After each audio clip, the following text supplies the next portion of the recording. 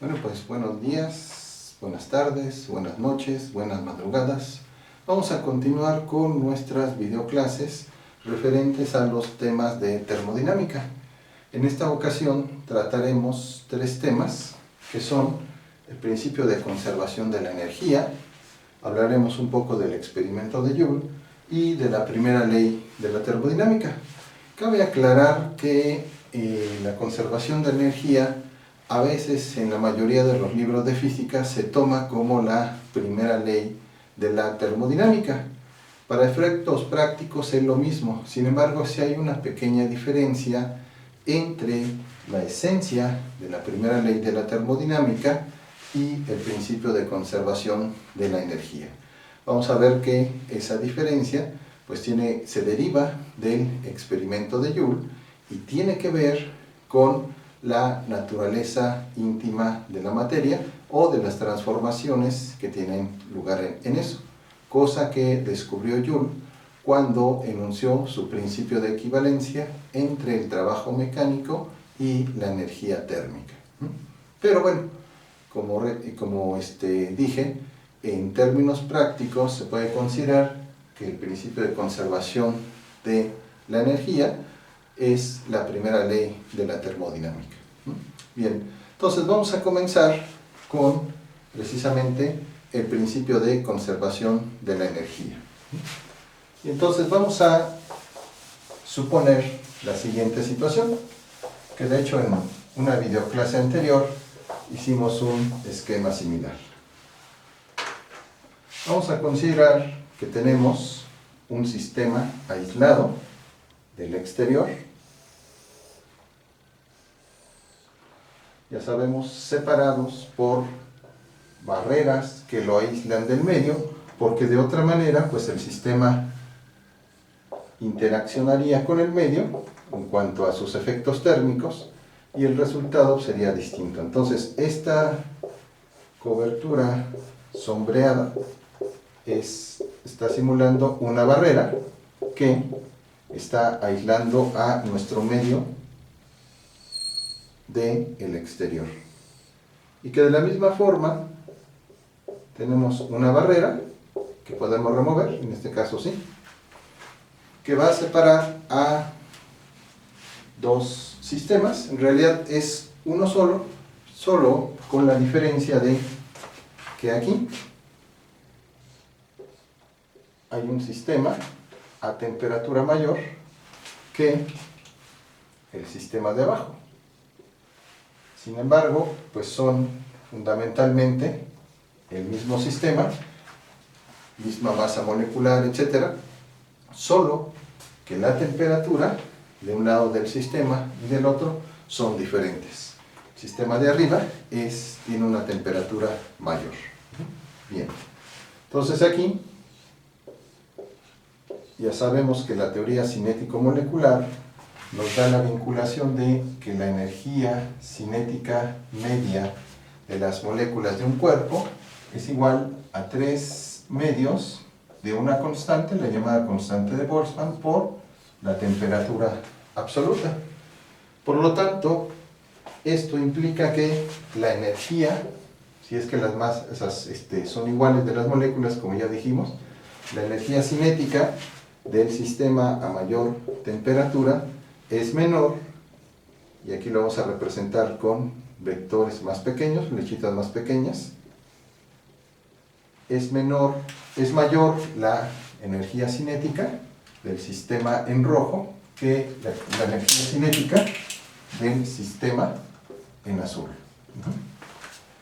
Bien, entonces esto es ya resultado de la ecuación de Boltzmann de la teoría cinético-molecular que ya hemos venido estudiando. Entonces, lo que hicimos en una videoclase anterior es que retirábamos la barrera y veíamos cuál era el resultado de eso, suponiendo que en la interacción el volumen total no cambiaba. También cada sistema dijimos que tiene asociada una energía que llamamos interna. Entonces, U, nada más recordemos, es la energía interna. Entonces cada parte de ese sistema, porque aunque es un solo sistema, está aislado por una barrera, tiene su propia energía interna. Bien, ahora vamos a suponer que retiramos la barrera, pero a diferencia de la vez anterior que analizamos en una clase, una videoclase, vamos a suponer que como resultado de la interacción, el volumen sí cambia, el volumen total del sistema cambia, ya sea que se pueda comprimir o que se pueda expandir. Entonces, eso vamos a representarlo de esta manera. Entonces, bueno, el sistema, vamos a hacerlo un poco más grande, con sus paredes de aislamiento,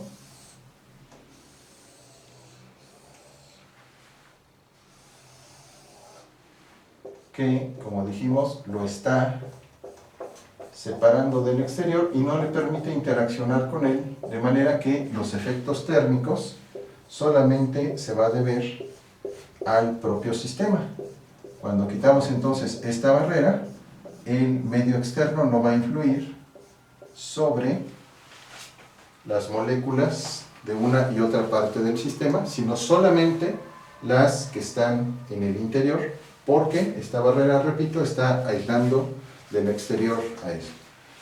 Entonces ya sabemos que como estas tienen mayor energía cinética, entonces van a interaccionar, van a transferir cuando colisionen con estas moléculas. Aquí ya lo estamos representando todo en la interacción, y entonces van a ceder energía cinética a las moléculas azules, las rojas, porque tienen una mayor velocidad en promedio. Recuerden, siempre es muy importante aclarar eso, que en promedio tienen una mayor energía cinética las moléculas en rojo, y que por lo tanto aquí vamos a obtener una temperatura que en condiciones de equilibrio va a estar entre la temperatura del sistema 1 y la temperatura del sistema 2.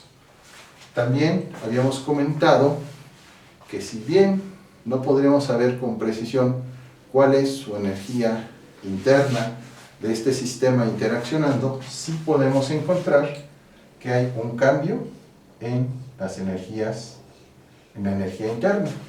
Cambio que puede ser debido a la diferencia de energías internas de los sistemas, pero no necesariamente, ese es nada más un referente. Ahora, vamos a suponer entonces que este era el volumen inicial. Vamos a ponerlo así para no confundirlo con velocidad. Y este es el nuevo volumen final. Aquí entonces establecemos que los volúmenes inicial y final son diferentes.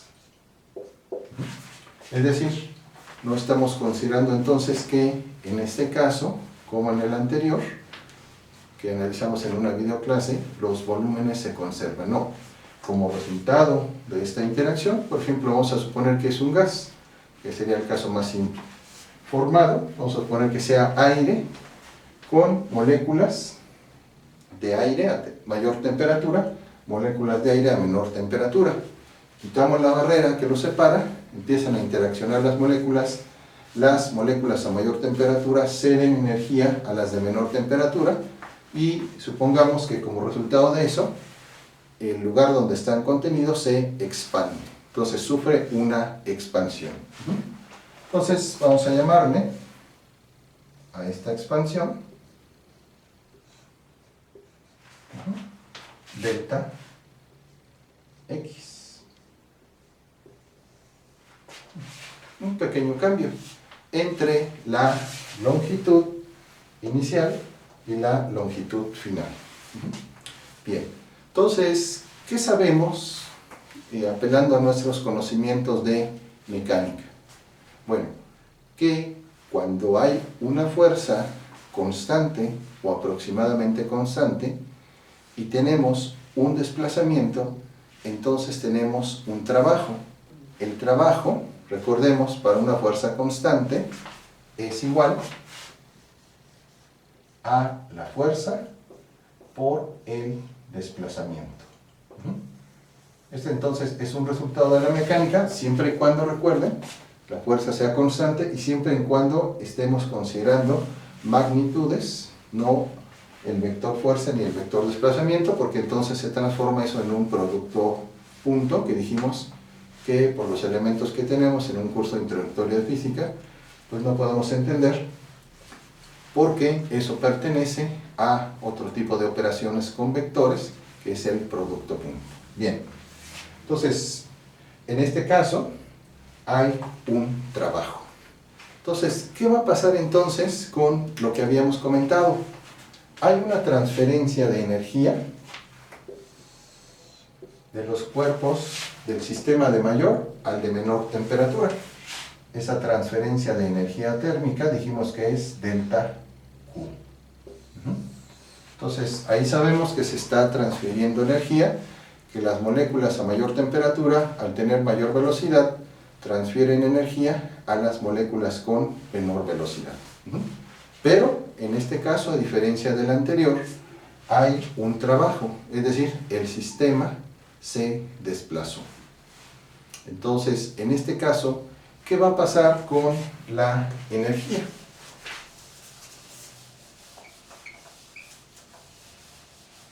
Entonces, la energía térmica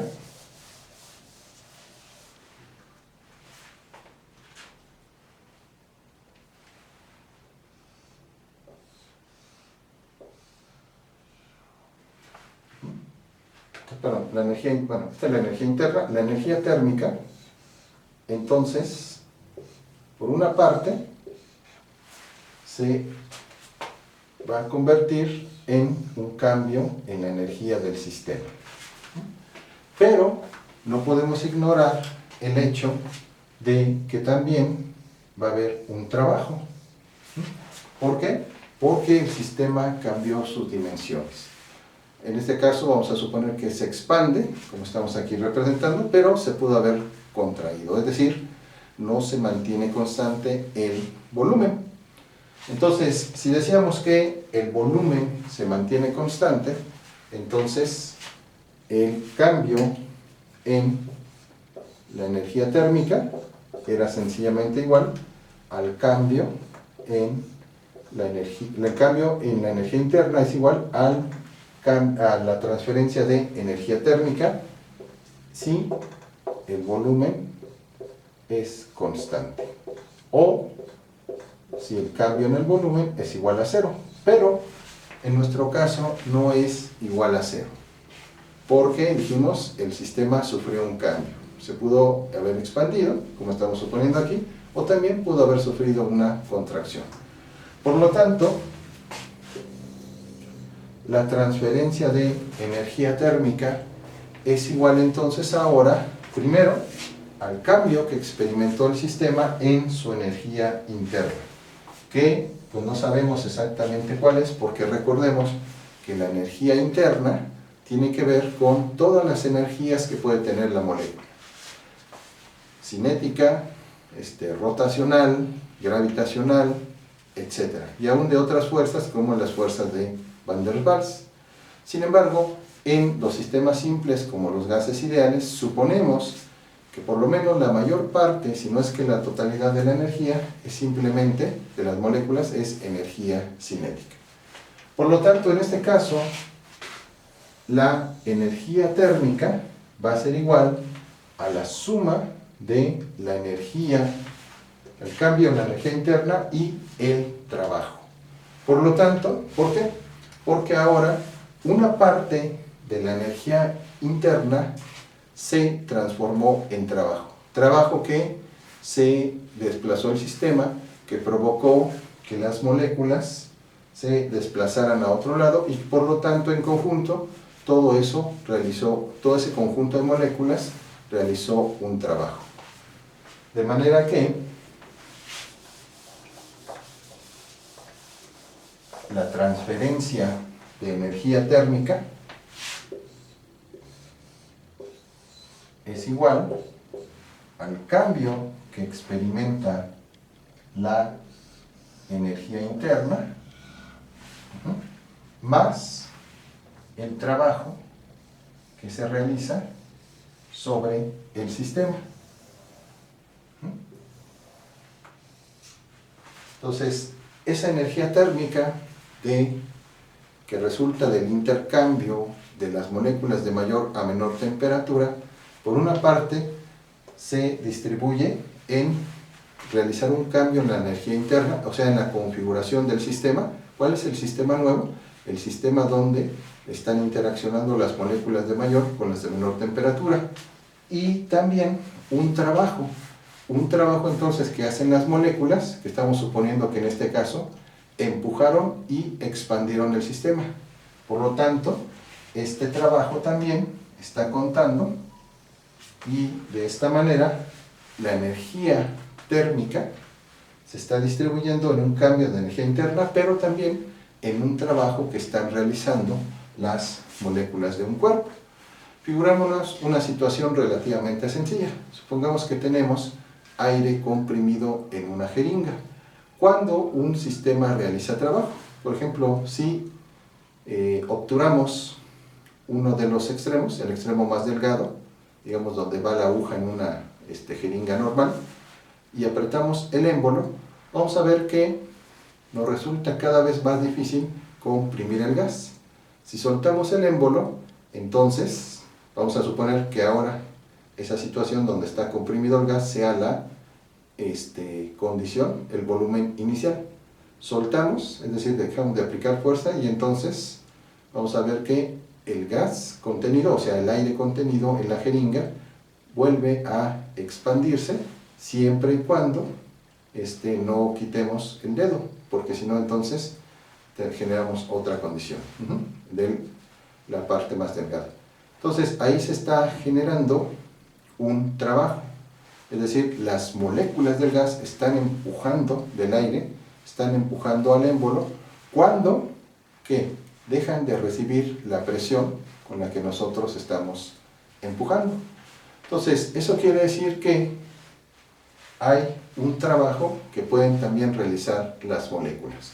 ¿Cómo podemos cuantificar ese trabajo? Bueno, en general, en los sistemas reales es un poco más complejo, pero en los llamados gases ideales es relativamente simple. Vamos entonces a encontrar cuál es este trabajo en un gas ideal.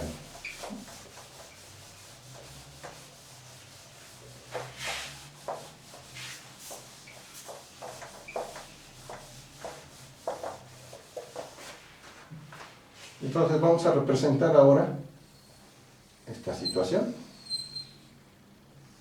donde en un cilindro vamos a suponer que estén contenidas diferentes moléculas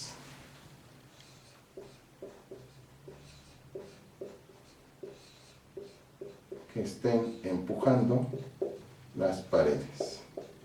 En principio, las moléculas pues están empujando en todas direcciones.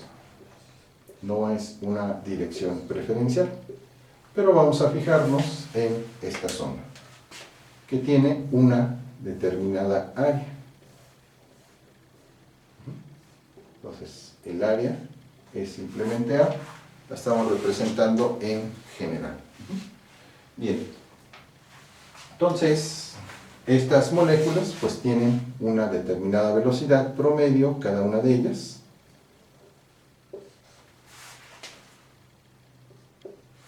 Y aquí vamos a ponerle una determinada longitud. Bueno, X para... Bien. Vamos a recordar la definición del trabajo cuando aplicamos una fuerza constante. Fuerza por el desplazamiento. Entonces, todo este conjunto de moléculas está, si lo representamos así, ejerciendo una fuerza sobre la superficie. Si lo viéramos por abajo, digamos, estaríamos en esta situación.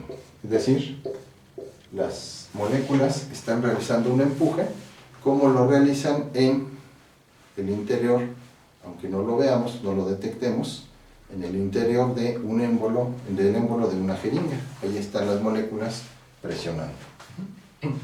Bien, ahora vamos a tomar otro concepto que también vimos en una videoclase anterior. Es el concepto de presión.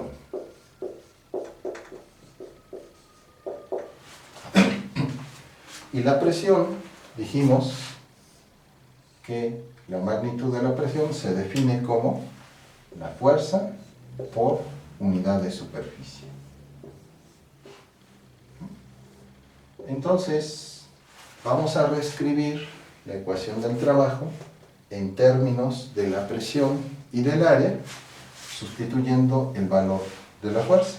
Esto es, fuerza es igual a, despejando, presión por área. Entonces sustituimos esta fuerza aquí y el trabajo entonces nos queda como la presión por el área por el desplazamiento. Ahora vamos a analizar quién es este término, el área por el desplazamiento. Entonces dijimos en nuestra situación que cuando las moléculas, por la interacción con un sistema, como el que analizamos de moléculas a mayor temperatura, moléculas a menor temperatura, quitamos la barrera protectora y en esa situación imaginamos que como resultado de la interacción las moléculas en conjunto generaban un desplazamiento. Entonces aquí en este caso vamos a suponer, volvemos a redibujar la superficie, que sería este nuestro nuevo caso. Y vamos a suponer que como resultado de esa interacción, el cilindro, el émbolo, si lo estamos imaginando como en una jeringa, las moléculas ejercieron tal presión que provocaron la expansión en una cantidad delta X del lugar donde estaban contenidos. Bien, entonces vamos a fijarnos en este segmento. Vamos a remarcarlo así. Y podemos ver que es una sección de un cilindro. Esta es la misma área. Y entonces, ¿qué representa el producto del área por delta X? Puede ser cualquier área, puede ser en forma de rectángulo, de elipse, etc. Si estamos figurando el caso más sencillo de un cilindro, el producto del área del cilindro, que sería en este caso una circunferencia, por el incremento de la altura, nos está dando un volumen. ¿El volumen de quién? El volumen de esta sección que creció como resultado del empuje o de la interacción de las moléculas. Por lo tanto, esta cantidad es el volumen que vamos a escribir V así estilizada para no confundirlo con velocidad, es igual al área por el desplazamiento. Por lo tanto, vamos a regresar a la expresión que teníamos para el trabajo. Entonces teníamos trabajo primeramente igual a fuerza por desplazamiento. Sustituimos la fuerza como la presión por el área. Y entonces dijimos ¿quién es el área por ese desplazamiento? Pues ahora sabemos que es el volumen. Por lo tanto, el trabajo lo podemos escribir como la presión por el volumen, que sería en este caso el cambio en el volumen. Entonces, volumen es V, y esta sección representa un cambio de volumen porque el volumen original pues sería el área por la altura del cilindro, si estamos considerando un cilindro, un paralelepípedo, etc. Entonces, este sería el cambio en el volumen. Entonces, esta expresión es válida si suponemos que la presión se mantiene constante. Si no se mantiene constante la presión, entonces también habría que calcular el cambio en la presión, etc. Pero digamos, es el caso más sencillo. Por lo tanto, ¿cómo queda escrita la ley de conservación de energía? De la siguiente manera. Entonces, delta Q, recordemos, es igual al cambio en la energía interna más el trabajo.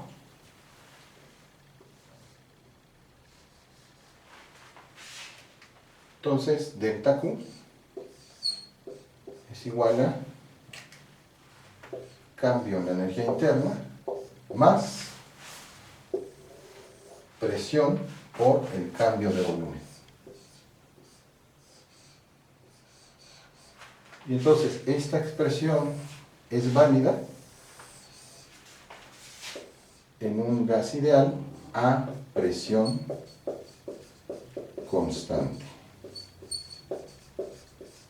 Y entonces ya vamos observando que hay diferentes formas de escribir esta ley de conservación de la energía dependiendo de las condiciones del sistema. Podemos también escribir como lo que dedujimos en otra videoclase, que el cambio en la energía o transferencia de energía es simplemente el cambio en la energía interna, pero esta es una condición muy particular cuando el cambio en el volumen, o sea, que el volumen no cambia, y este es un proceso que se le denomina a los gases isocórico, es decir, que el volumen no cambia. Este sería el caso en un gas ideal a presión constante, que se le denomina proceso isobárico. Isos es igual, baros tiene que ver con peso, aunque aquí no es exactamente el peso que conocemos, producto de la masa por la gravedad, sino de la presión. Entonces, el principio de conservación de la energía va adquiriendo diferentes formas según el sistema que estemos analizando. Entonces, por eso muchas veces en los libros aparece escrito este principio de conservación como primera ley de la termodinámica, y se dan diferentes situaciones en los gases o en los sistemas a presión constante, a volumen constante, etc. Y por eso esta expresión va cambiando. Entonces, fundamentalmente, el principio de conservación de la energía lo que nos dice es que, independientemente de qué sistema estemos tratando, la energía térmica se va a distribuir en dos grandes cosas. Primero, la energía, el cambio en la energía interna, es decir, se va a manifestar como un cambio en la energía interna más un trabajo. Independientemente de la configuración del sistema, se puede realizar sobre el sistema un trabajo, o bien el trabajo puede realizar un sistema hacia el exterior. Entonces, fundamentalmente, este es el principio de conservación de la energía, que también se escribe, o es una forma de enunciar, la primera ley de la termodinámica. Aunque, como vamos a ver a continuación, la primera ley de la termodinámica tiene que ver más con el experimento de Joule que con esta expresión. Pero, insisto, esta es muy importante tenerla en cuenta porque en la mayoría de los libros se habla de esta ley como la primera ley de la termodinámica, que en cierta forma es válida porque lo que nos está diciendo simplemente es que cualquier energía térmica de un sistema se va a distribuir, va a generar un cambio en la configuración del sistema y un trabajo. Ya dependiendo de las condiciones específicas de cada sistema, como en el caso de que el sistema, a pesar de la interacción, mantenga un volumen constante, un proceso isocórico, entonces ahí simplemente la energía térmica que se dé sobre un sistema se va a manifestar simplemente en un cambio en la configuración del sistema, como el caso que analizamos en otra videoclase. Suponíamos que las moléculas a mayor temperatura interaccionan con las moléculas a menor temperatura después de quitar una barrera aislante, pero que no cambia el volumen y que entonces simplemente se está cambiando la configuración del sistema, que viene dada por la energía interna. Recordemos, la energía interna es la suma de todas las energías posibles en el sistema, en este caso de las moléculas. Pero cuando sí hay un cambio de volumen, como en la situación que analizamos, entonces sí se genera un trabajo, y ese trabajo es igual, si la presión es constante, a la presión por el cambio en el volumen. Y ese proceso, que se denomina isobárico, es decir, donde la presión se mantiene constante pero el volumen no, es entonces donde sí hay un trabajo, es decir, donde esa energía térmica que se transfiere de un sistema a otro no solo causa cambios en la configuración de las moléculas, es decir, cambia su velocidad, su dirección, etcétera, sino también es capaz de realizar un trabajo. Es decir, si está, por ejemplo, un gas encerrado en un émbolo, como resultado de esa interacción, puede ser la expansión del émbolo, y entonces en esa expansión ya estamos teniendo un trabajo. Un trabajo dado, ya vimos, por la presión, por el cambio de volumen. Y bueno, y de manera colateral, aquí también observamos otra cosa interesante. Veíamos en mecánica que cuando tenemos un diagrama fuerza contra desplazamiento, el área bajo la curva, desde una posición inicial hasta una posición final, representa el trabajo realizado por el sistema. Bueno, pues ahora de manera similar, si tenemos un diagrama de presión contra volumen, el área desde un volumen inicial hasta un volumen final generado por esa curva, pues también va a representar el trabajo realizado por un sistema. Entonces, ambos diagramas son importantes cuando, por ejemplo, se estudian los gases ideales según diagramas de presión y volumen, y entonces se puede encontrar, aunque la curva sea muy compleja, por aproximación, el área, y esa área representa el trabajo. En el caso que nos ocupa, que dijimos que la presión es constante, pues ahí no hay mucho problema, porque tendríamos aquí volumen inicial, volumen final, la presión entonces se mantiene fija, y el área, en este caso, que ya dijimos que es igual al trabajo, es sencillamente el producto ¿de quién? De la base por la altura, si lo vemos como un rectángulo.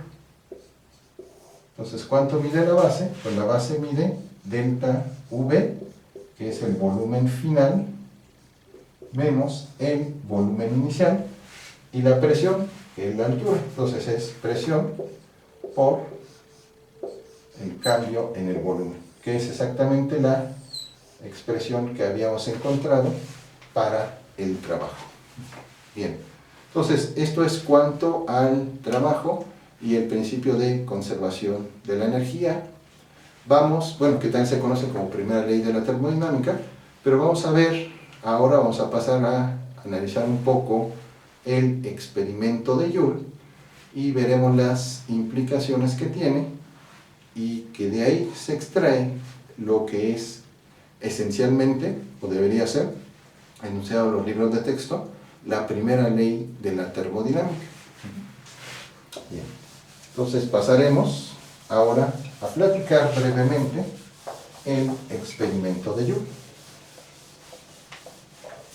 Entonces, bueno, este experimento pues tiene como antecedente los experimentos del conde Rumford, donde él observó que cuando aplicamos trabajo mecánico sobre un sistema, obtenemos un aumento de temperatura. Sin embargo, bueno, Joule fue más allá y trató de vincular cuál es exactamente la equivalencia entre ese trabajo mecánico que debemos aplicar para incrementar la temperatura de un cuerpo, es decir, obtener la equivalencia entre el trabajo mecánico y la energía térmica. Bien, entonces el experimento de Joule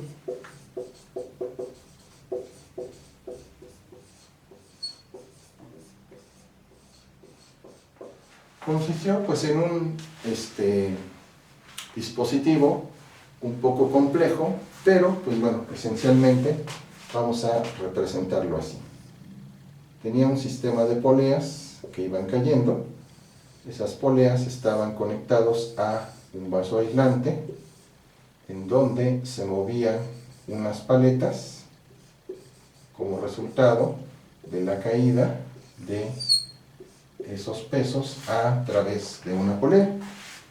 Entonces se medía con un termómetro la temperatura y las posibles variaciones, es decir, se tomaba la temperatura inicial del agua en este vaso aislado antes de que un peso descendiera a través de unas poleas y entonces hiciera girar las paletas. Posteriormente, cuando ese peso llegaba al suelo, era un dispositivo muy grande, se veía si había o no un incremento de temperatura, es decir, si había diferencia entre la temperatura inicial y la temperatura final. Ese fue, grosso modo, el experimento de Joule. Ahora, ¿qué resultados prácticos se obtienen del experimento de Joule? Pues bueno, vamos entonces a pasar a ellos, pero antes vamos a dar la explicación de cómo obtuvo su equivalente mecánico. Bueno, por una parte, nosotros ya conocemos que cuando hay variación de la energía potencial, se genera un trabajo. Eso lo vimos en mecánica. Entonces ahora esta U no es energía interna. Vamos a regresar un poquito a mecánica y esta U aquí está representando la energía potencial. Delta U entonces es el cambio en la energía potencial. Entonces esta U solita es la energía potencial. Ahora, recordemos cuál es esa energía potencial. Es sencillamente el producto de la masa por la gravedad, o sea, el peso que Joule colocó para que al descender hiciera girar las paletas a través de un mecanismo. ¿Por quién? Pues bueno, ¿cuánto cambió la altura? Desde una altura tomada como referencia inicial hasta una altura final, que puede ser el suelo. Vamos a representarlo como delta H. Entonces, este ya más bien sería el cambio en la energía potencial. Y bien, entonces, por una parte ya tenemos el cambio en la energía potencial o el trabajo que realizaron las poleas al caer con los pesos.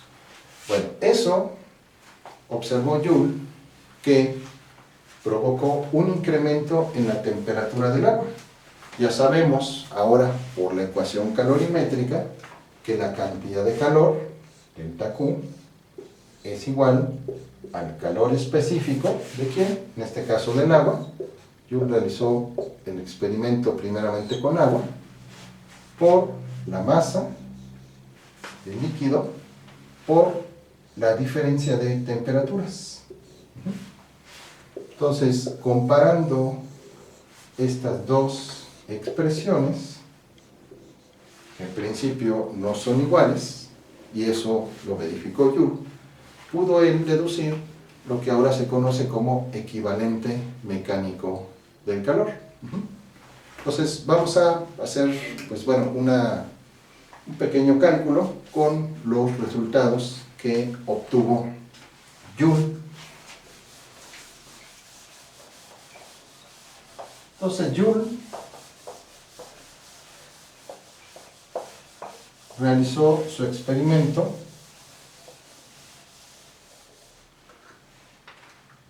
en un recipiente de agua. Entonces el resultado que él obtuvo es que 772 libras, recuerden que Joule era inglés y usaba, bueno, pesos, medidas del sistema inglés. Después vamos a hacer la conversión. Y entonces él dijo que el trabajo ejercido por 772 libras que caen, entonces esa sería la masa y la altura, dijo que ese trabajo realizado por las 772 libras caían a un pie. Y entonces ese era el peso, digamos, que colocó Joule.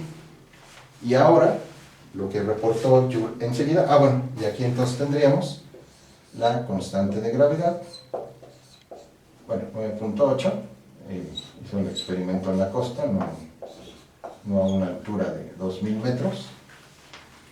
Con esos elementos entonces, masa, diferencia de alturas y gravedad, podemos encontrar el trabajo realizado por las pesas al caer. Pero Joule también reportó lo siguiente, que como resultado de la caída de ese peso, el agua incrementó su temperatura en 1 grado Fahrenheit. Recordemos que, bueno, siendo inglés, repito, él realizó sus mediciones en el sistema inglés.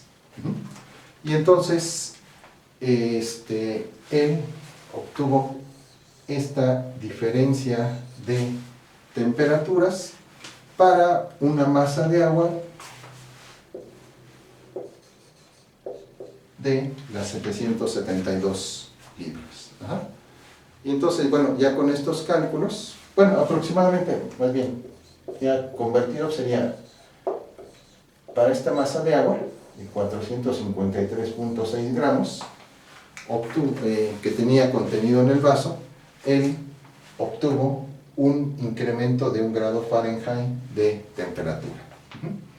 Entonces, bueno, vamos a realizar solamente algunas conversiones: libras, pies, grado Fahrenheit, la masa, en este caso, del agua, etc. Entonces, el trabajo, dijimos que es la masa por la gravedad por la diferencia de alturas. La masa que nos reporta Joule es de 772 libras, unos 350 aproximadamente, 0.18, más o menos, o sea, es la conversión, kilogramos.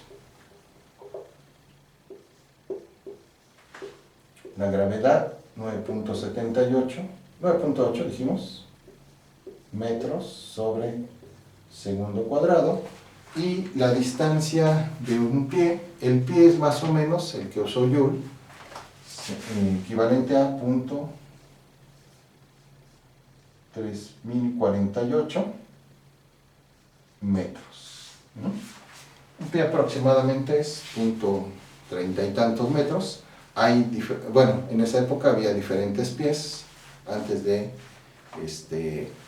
convenio que se realizó con el Sistema Internacional de Unidades. Bueno, realizando las operaciones correspondientes, delta trabajo, o bien el trabajo, era aproximadamente de 1046 joules. Es decir, el trabajo que realizaban estos pesos de 772 libras, cayendo a una distancia de un pie, que eran los que movían las paletas para que el agua incrementara su temperatura, fue de 1046 joules de manera aproximada, haciendo algunos redondeos. Bueno, entonces, esto es en cuanto al trabajo. Vamos ahora a la cantidad de calor que desarrolló el agua como resultado de ese movimiento mecánico de las paletas, resultante de que los pesos caían esta distancia de un pie. Entonces, delta Q, dijimos, es la masa por el calor específico, en este caso ¿de quién? Del agua, porque era agua lo que contenía esa vasija, por el gradiente o incremento de temperatura. Entonces, más o menos la masa que usó Joule, vimos que era de unos 453.6, en este caso gramos, sí, gramos. Luego el calor específico del agua, ese es un valor que, bueno, ya modernamente lo podemos considerar una caloría, gramos, grados Celsius. El calor específico también se da en joules, pero, bueno, como equivalente mecánico de calor se da generalmente en calorías, pues por eso lo tenemos así. Y el incremento de temperatura fue de 1 grado Fahrenheit, que más o menos equivaldría en grados Celsius a 0.56 grados Celsius. Acuérdense que la escala Fahrenheit está dividida en 180 partes, la escala centígrada en 100, es decir, la relación es de entre una escala y otra de 1.8 veces la otra. Bien, entonces esto, más o menos de manera aproximada, es un valor de unas 255.5 calorías. Y entonces, Joule tuvo estos dos valores y los comparó. ¿Cómo los comparó? Pues bueno, dividiendo uno entre el otro. Hay dos formas de comparar cantidades en matemáticas y en física. Uno es realizando la diferencia y otro es realizando el cociente entre ellas. El cociente en particular nos va a decir cuántas veces una es mayor o menor que la otra. Entonces, si dividimos el trabajo entre la cantidad de calor,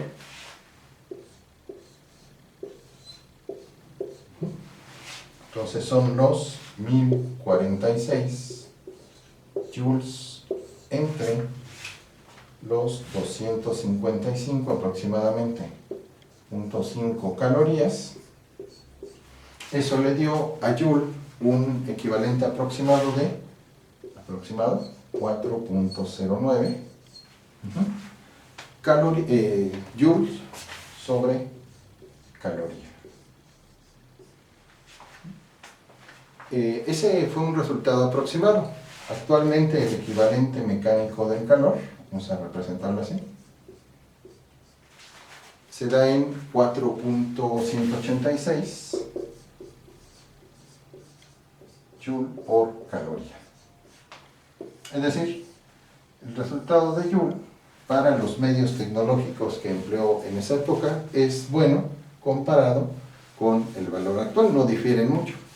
Entonces, fundamentalmente el experimento de Joule lo que demostró es que no solo lo que había comprobado empíricamente el conde de Rumford, es decir, que el trabajo mecánico puede producir calor, o bien lo que él observó, un incremento en la temperatura de un sistema.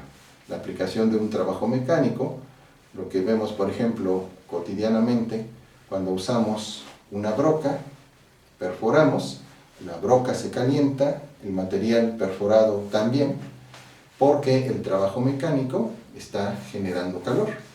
Lo que hizo Joule no solamente fue retomar ese ejemplo, sino tratar de cuantificarlo. Y es lo que hacen generalmente todos los físicos.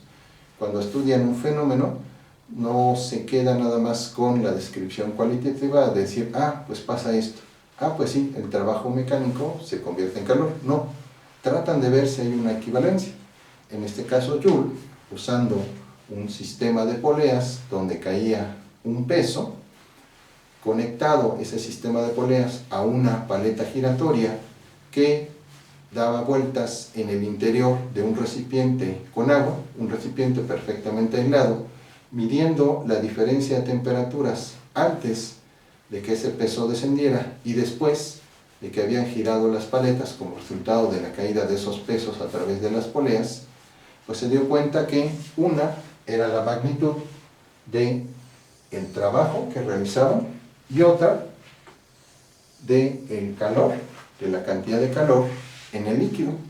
Entonces, dividiendo una entre la otra, obtuvo su equivalente mecánico del calor de 4.09 joules sobre caloría, muy parecido al actual de 4.186 joules por caloría. Entonces, el experimento de Joule, repito, lo que demostró es esa equivalencia entre trabajo mecánico y energía térmica. Ahora bien, del experimento de Joule se desprende un resultado muy importante.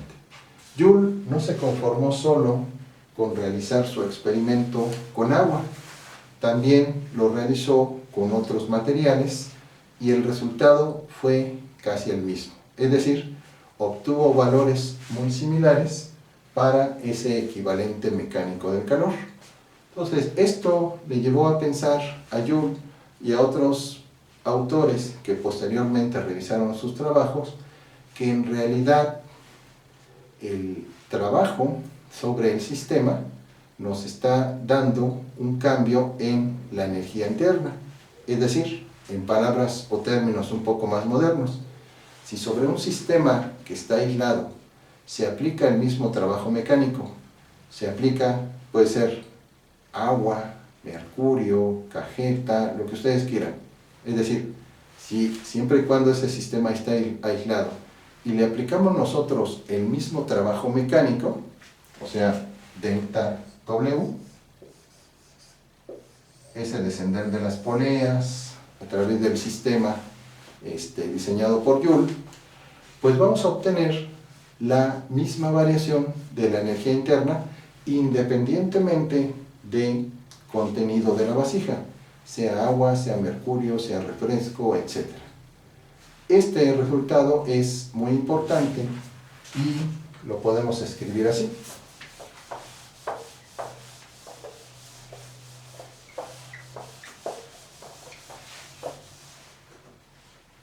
Entonces, si sobre un sistema aislado aplicamos la misma cantidad de trabajo, movimiento de paletas, recordemos, en el experimento de Joule, en el interior había agua, pero podía haber leche, podía haber refresco, etc. Lo que nos dice, ahora sí, la primera ley de la termodinámica, es que si este trabajo se lo aplicamos a un sistema aislado, vamos a obtener nosotros una variación de la energía interna. Pero la primera ley nos asegura que esa variación es igual.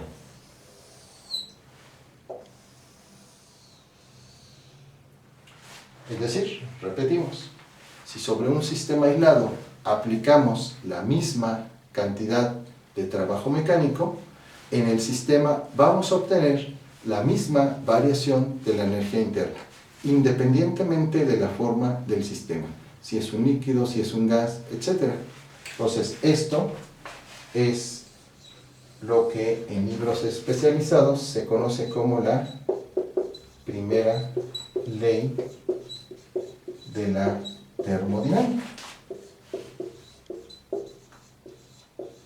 Generalmente no es la formulación más utilizada, porque todos, como dije al principio, casi todos los libros se refieren a la primera ley como el principio de conservación de la energía.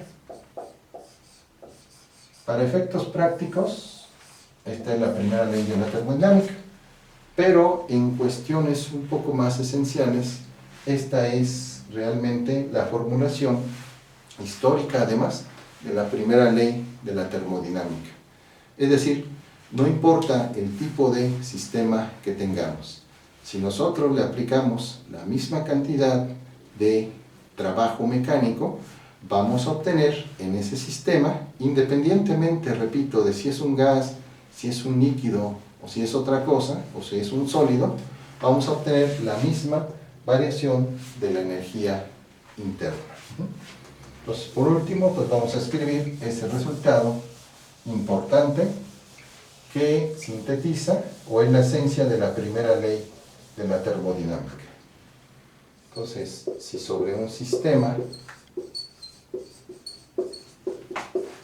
aislado, esto es importante por lo que decíamos, ¿no? Para evitar interacciones con el medio. Aislado, aplicamos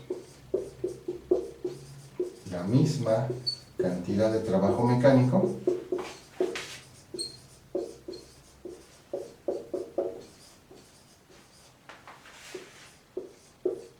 ¿Quién es ese trabajo mecánico?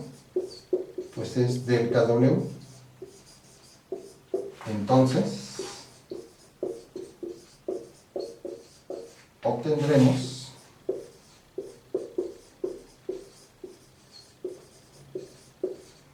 la misma variación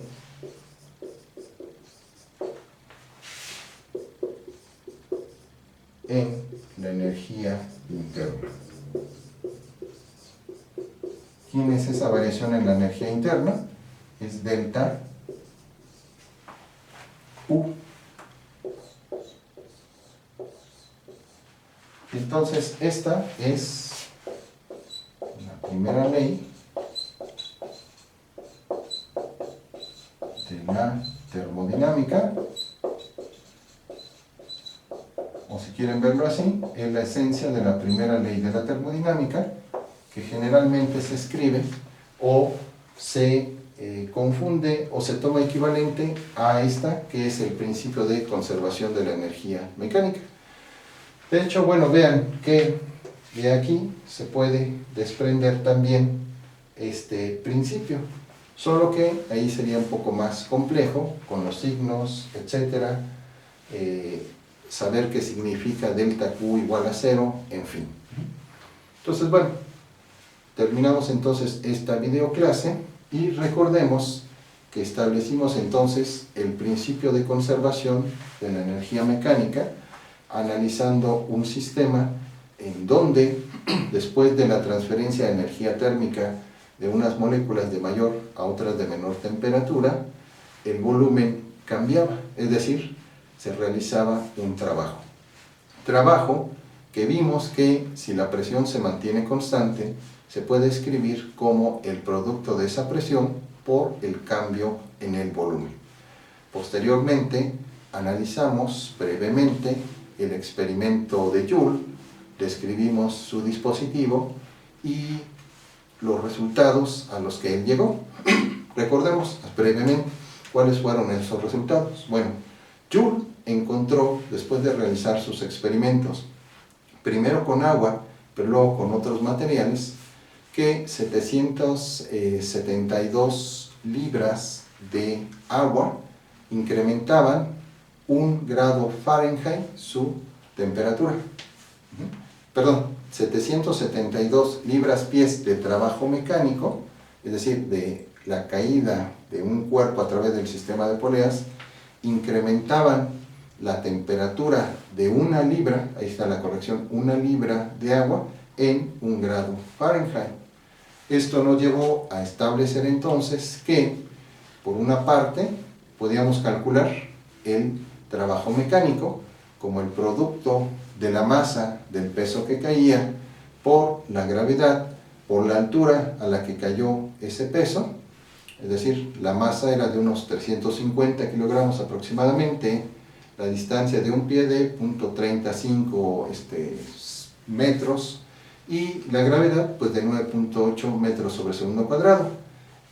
Esa caída del cuerpo a través del sistema de poleas generaba entonces un incremento en 1 grado Fahrenheit en la temperatura de 1 libra de agua, es decir, de unos 453.6 gramos, y entonces, usando la ecuación calorimétrica, Q igual a la masa del agua, esos 453.6 gramos, por el calor específico del agua, una caloría sobre grado Celsius, por el grado, pero ahora convertido en grados Celsius, que más o menos es de 0.56 grados Celsius. Ese grado Fahrenheit equivale a 0.56 grados Celsius, y eso entonces, esas dos cantidades nos dieron un valor, el primero aproximadamente de 1046 joules y el segundo, es decir, la cantidad de calor, de unos 255.5 aproximadamente calorías. Dividiendo los 1046 joules entre las 255.5 calorías, nos da un aproximado de 4.09 joules, le dio a joule por caloría. El valor moderno del equivalente mecánico de calor nos da 4.186 joule por caloría. Entonces, estableciendo este principio de equivalencia entre el trabajo mecánico y el calor, fue que posteriores interpretaciones al experimento de Joule nos dieron como resultado la esencia de lo que es en la termodinámica la primera ley de la termodinámica. ¿Qué nos dice esta primera ley de la termodinámica? Que para un sistema aislado, si aplicamos la misma cantidad de trabajo mecánico, en ese sistema, independientemente de su composición, vamos a obtener el mismo cambio en la energía interna. Esta energía interna, recordemos que es la suma de todas las energías que puede tener las moléculas que forman un cuerpo. En particular, para los gases ideales, que es el caso más sencillo, esta energía interna es simplemente la energía cinética de las moléculas de un cuerpo. En sistemas reales no, porque también puede haber rotaciones en las moléculas, entonces tendremos que considerar energía cinética rotacional. Puede haber también interacciones eléctricas entre las moléculas, fuerzas de Van der Waals, si los choques entre las moléculas son elásticos, inelásticos, en fin, esta energía interna engloba a todas esas energías posibles. Entonces, esto es cuanto a primera ley de termodinámica, experimento de Joule y principio de conservación de la energía, que, insisto, a veces se toma para efectos prácticos de cálculos como la primera ley de la termodinámica. Entonces, con esto concluimos esta videoclase. En las próximas vamos a ver la segunda ley de la termodinámica y finalizaremos los contenidos de esta unidad con un poco del análisis de las diferentes fuentes y formas de la energía. Pues bueno, les agradezco su atención y nos vemos próximamente en otra videoclase. Hasta pronto.